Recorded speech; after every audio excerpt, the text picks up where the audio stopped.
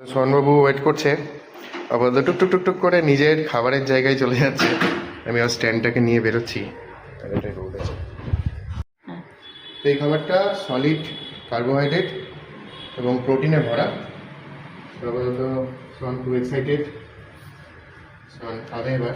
Seat, good, down down.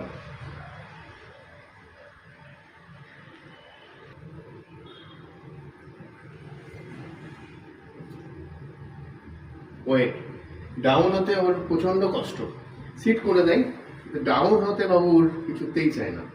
তো এই হলো খাবার। এবার দেখা যায় কতক্ষণ ওকে ওয়েট করাতে পারি। আমি যতক্ষণ না বলবো ও কিন্তু খাবারটায় মুখ দেবে না। Wait, no, wait,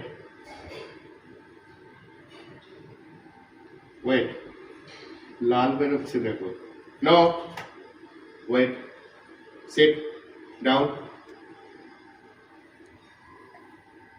down, good boy. অবশ্যই আপনার পেটকে কাজ করিয়ে খাওয়ান, যখনই চাইছে কিছু দিয়ে দেবেন না, এতে ওর হ্যাবিটটাও বাজে হয়ে যাবে। এবং এভাবেই আমরা ট্রেনিং দিচ্ছি ঘরে।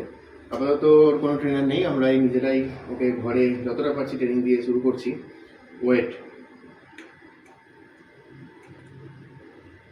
Wait, wait.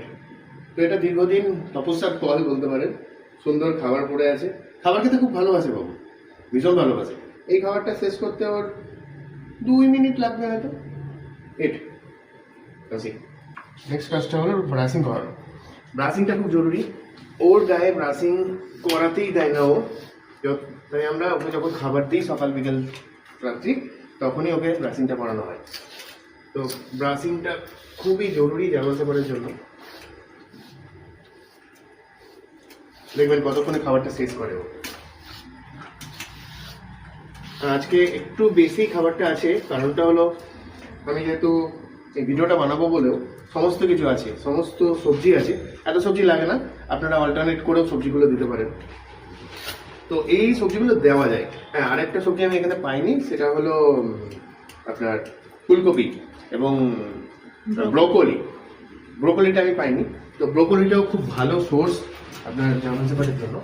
আরেকটা জিনিস আপনি দিতে পারেন, সেটা হলো কার্ড, দই, টক দই, উইদাউট নুন এবং কোনো কিছু স্পাইসেস থাকবে না, নুন ছাড়া। এদিকে সব, এদিকে এদিকে, গুড বয়। তো নুন ছাড়া আপনি কার্ড দেবেন।